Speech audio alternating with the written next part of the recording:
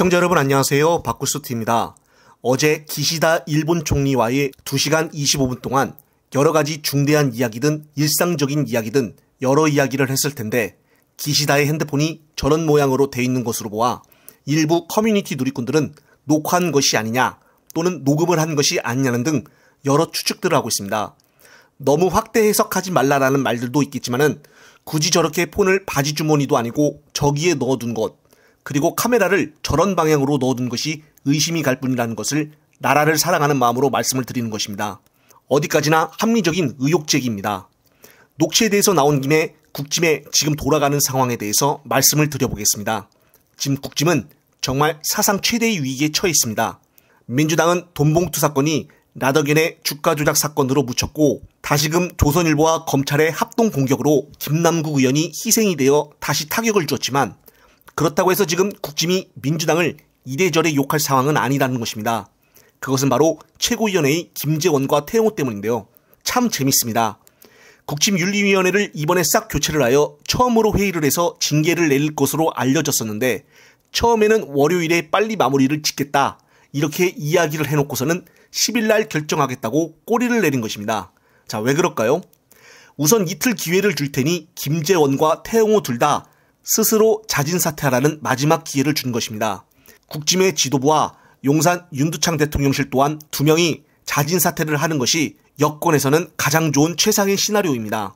그래서 지금 시간을 조금 더 주는 것인데 어제 한 언론사의 인터뷰를 들어보면은 절대 자진 사퇴할 생각이 없어 보입니다.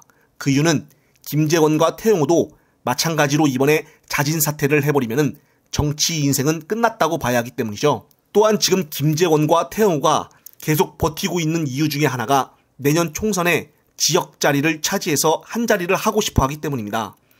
이번에 김재원은 최고위원회 전국투표에서 예상을 깨고 1위를 했습니다. 따라서 어깨가 너무 힘이 들어가 최근 며칠 동안 쓸데없는 말들을 연달아 해서 지금 이 상황까지 오게 되었습니다.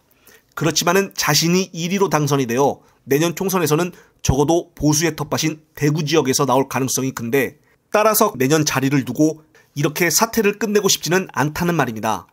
그리고 국짐의 문제는 김재원보다는 태영호가 큽니다. 태영호는 이진복 정보수석의 공천 개입은 없었다고 계속 주장을 하고 있습니다. 한마디로 자기가 녹취 부분에서 그냥 헛소리를 한 말이었다 이렇게 주장을 하고 있는 것입니다.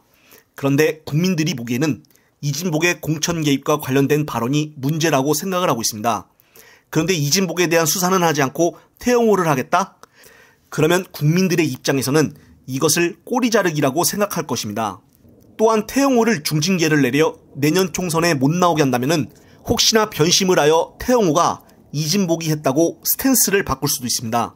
자, 그렇다면 이제는 대통령 탄핵 사유가 될 수도 있기 때문에 상당히 큰 리스크를 안게 된 것입니다. 따라서 태영호를 이러지도 저러지도 못하고 있는 국짐의 지금 현 모습입니다. 김재원도 이번에 1위로 최고위원회 당선이 됐기 때문에 같이 중징계를 내려 내년 총선에 못 나오게 한다면 이 두 명 또한 그대로 당하고 있지는 않을 것이라고 생각이 됩니다. 그리고 일각에서는 지금 태영호의 녹취가 이번이 한계가 아니다라는 말도 들리고 있습니다. 갈등으로 끝난 보좌관들이 언론에 한계만 전달한 것이 아니라는 것입니다. 따라서 태영호가 이번 가벼운 징계로 남는다면 또 어떤 핵폭탄 같은 녹취가 터질지 모르기 때문에 지금 국짐과 용산에서는 걱정이 태산이라고 합니다. 정말 꿀잼인데요. 또한 본인들이 이번에 물러나면 끝이기 때문에 징계를 받게 된다면 억울하다며 재심 청구까지 요청할 가능성도 있다고 보여집니다. 따라서 총선 때까지 내려오지 않겠다며 끝까지 버티겠다 이 말인데요. 계속 갈등을 유지하겠다라고 보여진다는 것입니다. 정말 꿀잼인데요. 갈수록 머리 아파지는 국짐을 보며 민생 걱정과 경제는 신경 쓰지도 않고 내년 밥그릇 싸움에만 몰두하여 국민들의 눈초리는 더욱더 심해질 것입니다. 따라서 내일 징계에서 가벼운 징계를 받아 최고위에 남아있기를 바라며 이번 영상은 여기에서 마무리하겠습니다.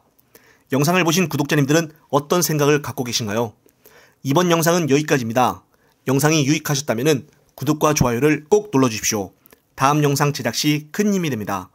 시청자 여러분, 시청해주셔서 감사합니다.